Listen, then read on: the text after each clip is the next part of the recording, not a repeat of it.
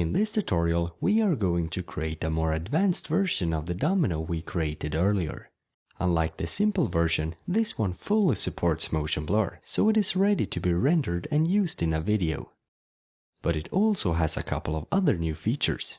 The first one is that we now have control over the speed of the fall, allowing us to get the extreme slow motion.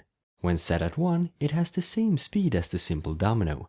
One new brick starts to fall every frame.